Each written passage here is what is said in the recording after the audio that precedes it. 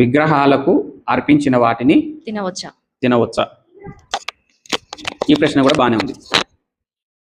విగ్రహాలకు అర్పించిన వాటిని తినవచ్చా? విగ్రహాలకు అర్పించిన వాటిని తినవచ్చా అన్న ఈ అంశం మీద క్రైస్తవ లోకంలో, క్రైస్తవ సమాజంలో చాలా డిబేట్లు జరిగినాయి, చర్చలు జరిగినాయి, వాదోపవాదాలు ఎన్నో జరిగినాయి. మరి మీకు తెలుసో తెలియదో నాకు తెలియదు, యూట్యూబ్లలో కొడితే వస్తాయి. విగ్రహాలకు అర్పించిన వాటిని తినవచ్చా తినకూడదా? గంటల తరబడి వాదన వాదనలు జరిగినాయి. గంటల తరబడి చెప్పవలసిన అంశం కాదు ఇది.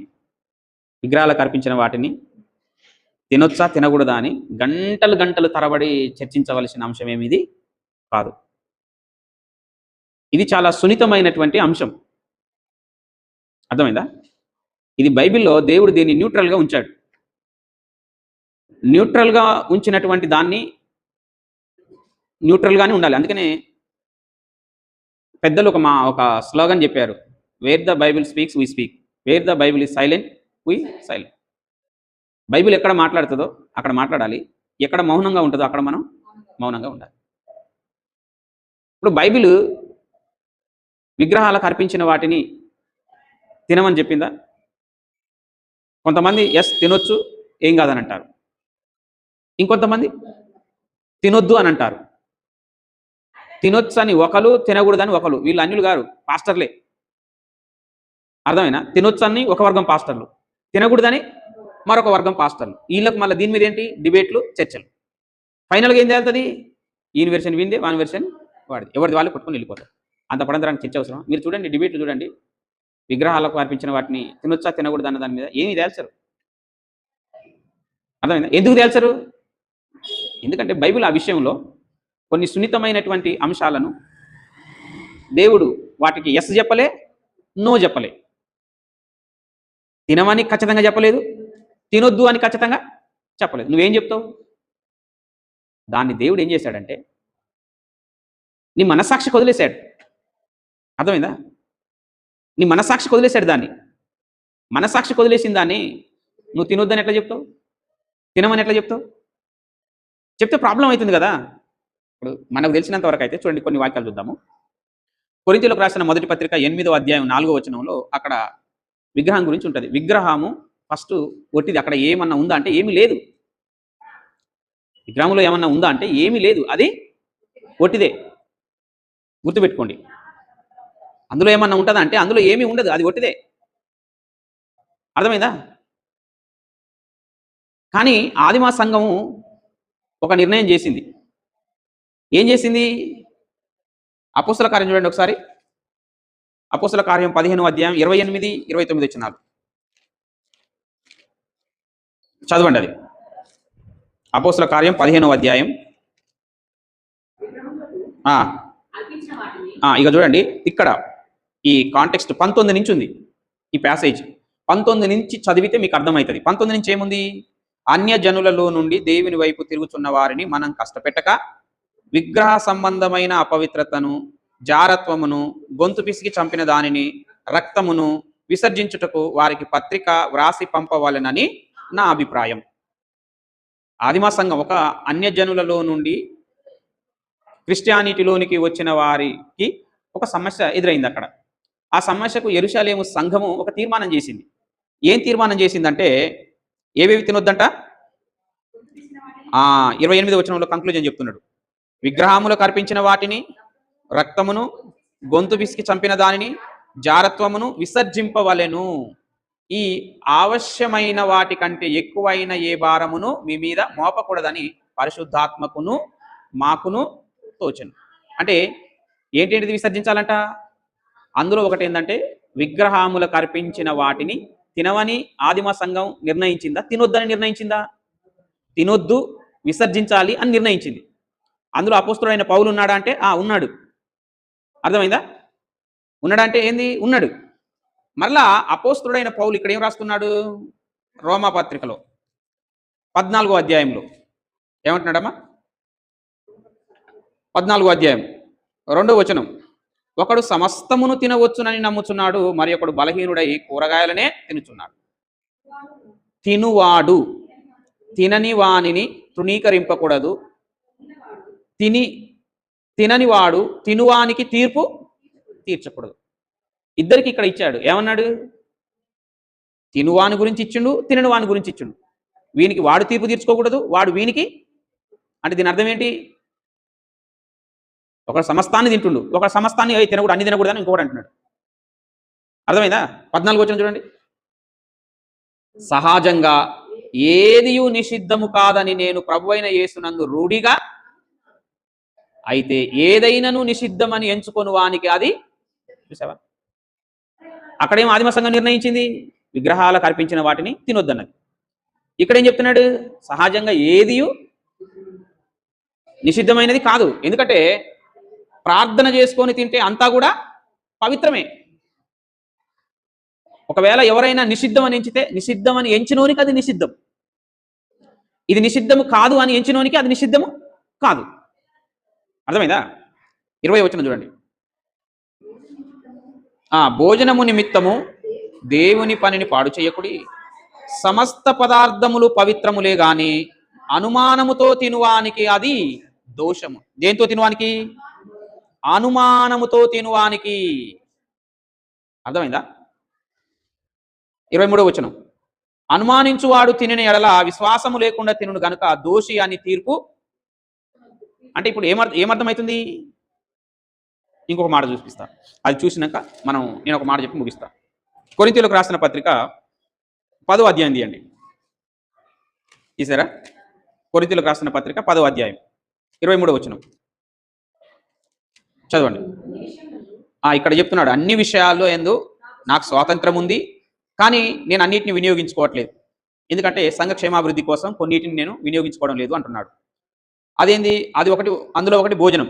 25వ వచనంలో అంటాడు, మనస్సాక్షి నిమిత్తము ఏ విచారణ చేయక కటికవాని అంగడిలో అమ్మునదేదో దానిని తినవచ్చు. అర్థమైందా? ఎవరి నిమిత్తం? మనస్సాక్షి నిమిత్తం. ఎవరి మనస్సాక్షి? నువ్వు కింద చదువుకుంటా పోతుంటే నీకు అర్థమవుతుంటుంది. తినేవాని మనస్సాక్షిని బట్టి, అలాగే ఎదుటి వ్యక్తి మనస్సాక్షిని బట్టి. ఒకవేళ అన్యుడు నేను భోజనానికి పిలిచాడు, నువ్వు పోయి తింటున్నావు, మంచిది. ఎవరైనా వచ్చి ఇది విగ్రహాలకు బలర్పించింది, నువ్వు తింటున్నావేది అని ఎవరైనా వచ్చి అన్నారనుకో, అప్పుడేం చేయాలి? వాని దృష్టిలో తినకూడదు, నీ దృష్టిలో తినొచ్చు. అప్పుడేం చేయాలి? వాని కోసం మనం అది వదిలేయాలి. అర్థమైందా? ఇక్కడ రెండు ఉన్నాయి, ఒకటి ఎదుటివాని మనస్సాక్షి, నీ మనస్సాక్షి. అందుకోసమే ఫైనల్గా చెప్పేది ఏంటంటే బైబిల్, విగ్రహాలకు అర్పించిన వాటిని తినాలా తినవద్దా? కొన్ని అపవిత్రమైనవి అని ఎంచుతున్నారు, వాటిని తినాలా తినొద్దా అంటే ఏం చెప్పాడు? మనస్సాక్షి. అర్థమైందా? అంటే ఎదుటివాని మనస్సాక్షి అది బలమైనదో బలహీనమైనదో ఎవరికి తెలుసు? నేను మన సంగమంలో నేను ఒకసారి చెప్పాను, విగ్రహాలకు అర్పించిన వాటిని తినొచ్చా అని అడిగారు నన్ను. అప్పుడు నేనేం చెప్పాను? ఎవరిదైనా విశ్వాసం బలంగా ఉంటే, ఆ విగ్రహం కొట్టిది అందులో ఏమీ లేదనుకుంటే తినండి, లేదు తినకూడదు అనుకుంటే మానేయండి అని చెప్పాను. అర్థమైందా? వీళ్ళు ఒక ఫంక్షన్కి పోయి నాకు ఫోన్ చేశారు, అయా తినొచ్చాయా అని అన్నారు. నీ మనసులో తినాలని ఉందా తినొద్దని ఉందా? తింటే తప్పనుకుంటున్నావా, తినకుంటే మంచిది అనుకుంటున్నావా అని అడిగాను. అయ్యా విగ్రహం ఒట్టిదే కదయా, మరి వాళ్ళు ఏదో బొడ్రాయి పండుగ లేకపోతే ఏదో చేసిరయా, ఏదో పండుగ చేసిరు, మరి తినొచ్చాయా అని అంటే నీ మనస్సాక్షిని బట్టి నువ్వు అని చెప్పిన. అంటే మీరేం చేస్తారా అంటే, నా మనస్సాక్షి బలమైనదే, విగ్రహాలన్నీ ఒట్టియే, తినాలనుకుంటే తినొచ్చు అని చెప్పేశాను. వాడు తిన్నాడు. తిన్నాక మళ్ళీ గంట సేపటికి నాకు ఫోన్ చేసిండు, అయ్యగారు తిన్నగాని నా మనసులో ఎట్లా ఉంది అయ్యగారు, తిన్నగాని ఊరికేనన్నా తింటిని, అనవసరంగా తింటిని అనిపిస్తుంది అయ్యగారు అని అన్నాడు. అంటే ఇప్పుడు వానికి నేనేం చెప్పినా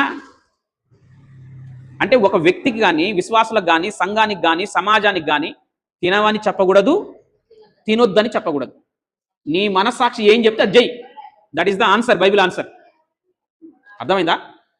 ఇప్పుడు నేను తినమని చెప్తా, మీరు పోయి తింటారు, తర్వాతకి మీ మనసు మిమ్మల్ని శంకిస్తుంది, మీ మనసు మిమ్మల్ని అడుగుతుంది, అనవసరంగా ఎందుకు తిన్నాము అని అనిపిస్తుంది. అప్పుడు దానికి కారణం వల్లంటే, పాస్టర్ గారు తినమన్నాడు కదా, తినమన్నా, మరి తిన్నారు, తిన్నాక అది ఒట్టిది ఏం కాదు, ఇది దేవుడు సృజించిన వస్తువు, ప్రార్థన చేసుకొని తిన్నా, ప్రార్థనలో పవిత్రపరచబడ్డది అని నువ్వు విశ్వసించి తినిపోవాలి.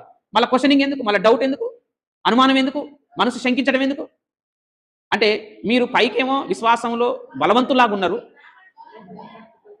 లోపలేమో బలహీనులుగా ఉన్నారు. అందుకోసమే సంఘానికి కానీ సమాజానికి కానీ క్రైస్తవులకు ఎవరికైనా బోధకుడు బోధించవలసిన విషయం ఏంటంటే, తినమని చెప్పకూడదు, తినొద్దని చెప్పకూడదు.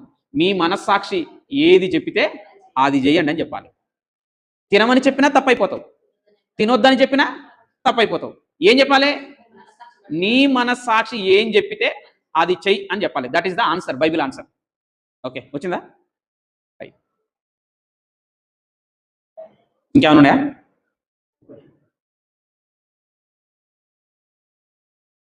రెండు క్వశ్చన్లు, 3 క్వశ్చన్లకు ఆన్సర్ వచ్చింది. ఓకే, నెక్స్ట్ ఏం క్వశ్చన్? నాదేంటంటే మన బంధువులు ఎవరైనా చనిపోతే వాళ్ళు హిందువులై ఉంటారు, వాళ్ళ దినాలు ఏదో చేస్తారుగా, మన తినొచ్చా వెళ్ళి పిలుస్తారు? ఇప్పుడు మన బంధువులు హిందువులు ఉంటారు, హిందువులు ఉంటారు, వాళ్ళల్లో ఎవరైనా చనిపోతే వాళ్ళు దినాలు చేస్తారు. ఆ దినం చేస్తే మనం పోయి భోజనం చేయొచ్చా? చేయొచ్చా చేయకూడదా? చేయొచ్చా చేయకూడదు అంటే మనలో పిలిచినప్పుడు పోతాం, అందరికీ వంటలు చేస్తారు, అందులో మనం కూర్చొని ప్రార్థన చేసుకొని మనకు వడ్డించిన దాన్ని ప్రార్థన చేసుకొని తినొచ్చు. కానీ అందులో చిన్న లిటిగేషన్ ఏంటంటే, మళ్ళీ ఇది యాన్నో కోసుకొని వచ్చారు, ఎవరికో కోసారు, ఎవరికో పెట్టారు అని అంటారు. నేను అదే చెప్పేది, నీ మనస్సాక్షి ఏం చెప్తే జై.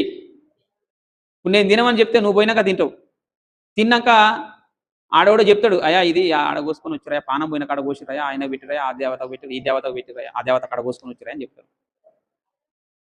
అది తెలిసినాక మళ్ళా నీకు అదో పెద్ద అనుమానం, అయ్యో ఊరుకు నన్ను తిట్టింది కదా, అనవసరంగా తినకుండా ఉంటే బాగుండుకో. నేను అదే అంటున్నాను, నేను చెప్పిన దాని మీద ఆధారపడకండి. మీ మనసు ఏం చెప్తుందో, మీ మనస్సాక్షి ఏం చెప్తుందో దాన్ని చేయండి. తినొద్దని చెప్పి తినడం మానేయండి.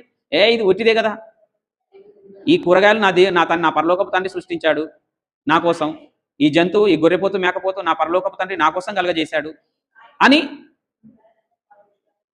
విశ్వసించి ఆహారం మీద, వడ్డించిన ఆహారం మీద చేయబెట్టి ప్రార్థన చేసుకుంటే యేసుక్రీస్తు నామములో అది పవిత్రపరచబడుతుంది. కృతజ్ఞతాస్తుతులు చెల్లించి అది పుచ్చుకోవచ్చు.